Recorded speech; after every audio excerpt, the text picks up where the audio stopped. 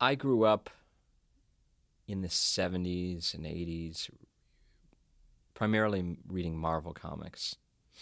And as I got older, I started reading DC comics. And I think DC comics are written for a slightly more mature audience. Um, One of the reasons why I think so many people are going to comics now as source material is that I've always felt that comic books kind of represent this generation's Greek heroes. I mean, where do these mythic figures come from? I learned about things like morality and heroism from Spider-Man, from Captain America. I didn't learn it, unfortunately, necessarily from reading a lot of the classics in school. They were from comic books, and after school, we would play on the playground and we'd talk about, well, which superhero do you want to be, and why and how and whose powers, and these characters all. A lot of them, they were all heroic in their own way. They stood for justice, and I think that is where a lot of the modern day archetypes come from now, from these archetypal characters. I mean, Batman and Superman have completely permeated the public consciousness, and I just think that that's the source material for a lot of these heroic figures now. Unfortunately or fortunately, depending on the way you look at it, kids tend to gravitate towards those, sources first. Years ago, there was a great comic book company called EC Comics, and they're the ones who started Mad Magazine, but before that they were doing The Vault of Horror and The Crypt of Terror and books like that. They were really wonderful, but some people objected. They felt they were a little too violent. So the comic book publishers got together and formed an organization called I think it was called the Comic Book Publishers Association of America, and it was a self-censorship body where they formed some rules of conduct. They're not allowed to have any rape, or they're not allowed to show blood or discuss drugs, things like that. And all the publishers agreed to that. And somehow or other, it served to make the books a lot tamer, and eventually EC Comics suspended all their publication, and the only thing they had was Mad Magazine after a while. Here are some of the things that if you were trying to create a comic book in 1954 that you would not be allowed to do according to the comic book code. In every instance, good shall triumph over evil, and the criminal punished for his misdeeds.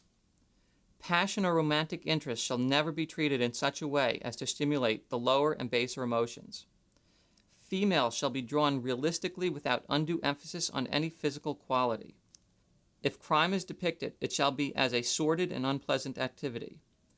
Suggestive and salacious illustration or suggestive posture is unacceptable. All lurid and unsavory or gruesome illustrations shall be eliminated. This is a good one. The letters of the word crime shall never be appreciably greater in dimension than the other words contained in the title. The word crime shall never appear alone on a cover. No comic magazine shall use the word horror or terror in its titles. And here's the best one. Scenes dealing with or instruments associated with Walking Dead, torture, vampires and vampirism, ghouls, cannibalism, and werewolfism are prohibited. So as you could see from this, that really eliminated quite a few themes from creating comic books back in the 50s. And even today, a lot of these themes are still not even touched upon. There was only one time that we had a big problem with the code. I had received a letter from the Office of Health, Education, and Welfare in Washington. This was years ago, and right after Spider-Man became popular, it must have been in the late 60s, maybe the early 70s, I have no memory for dates, but the letter said that recognizing the popularity of Spider-Man with young people, we think it would be great if you would do an anti-drug story in your comics that your young readers could read, and it would do a lot of good. Well, we know better than to just obviously preach to young people, because that's not the way to reach them. But I found a way to do a 3-part Spider-Man story, and within the confines of that plot, we had one of Spider-Man's friends who had taken an overdose of something, and he was standing on a rooftop and he thought he could fly, and it was up to Spider-Man to save him before he jumped. And Spider-Man did and gave him a lecture on what an idiot he was to take whatever drug. I know nothing about drugs. I didn't even know what to call the drug. I just said he took something and he overdosed.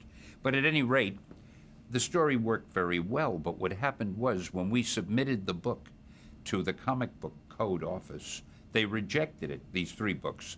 And I said, what are you rejecting it for? And they said, according to the code, you're not allowed to mention drugs.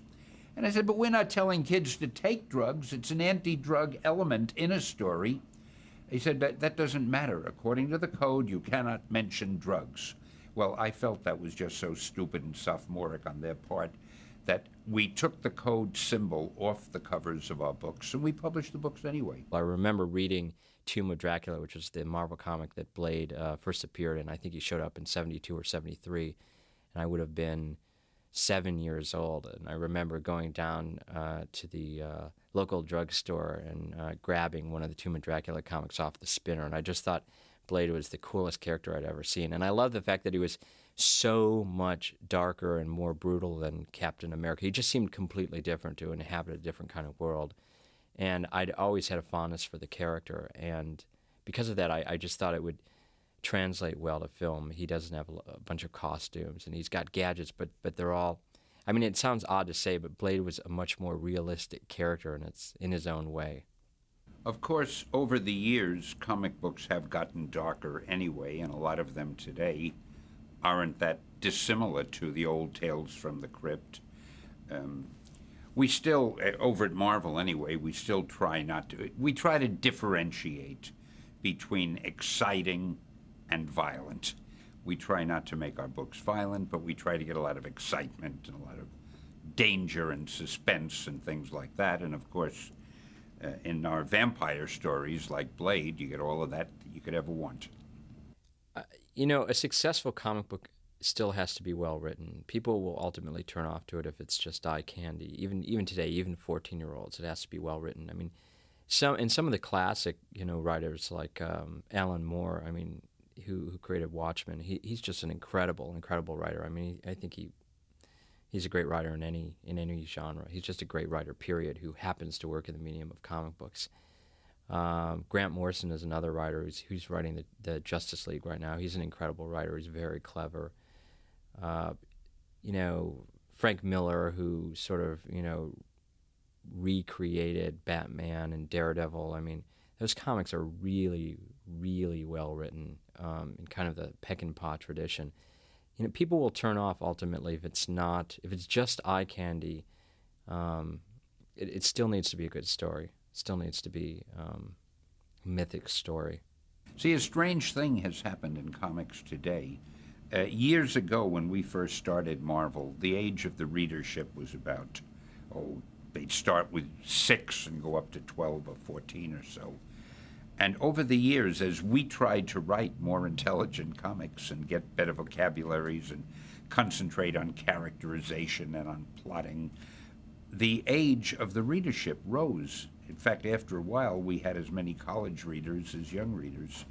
But now, strangely enough, there aren't as many young readers for these comics, which are thought of as children's literature, as there are older readers. If you go to the average comic book store and speak to one of the proprietors, he'll probably tell you most of his customers are over the age of 20.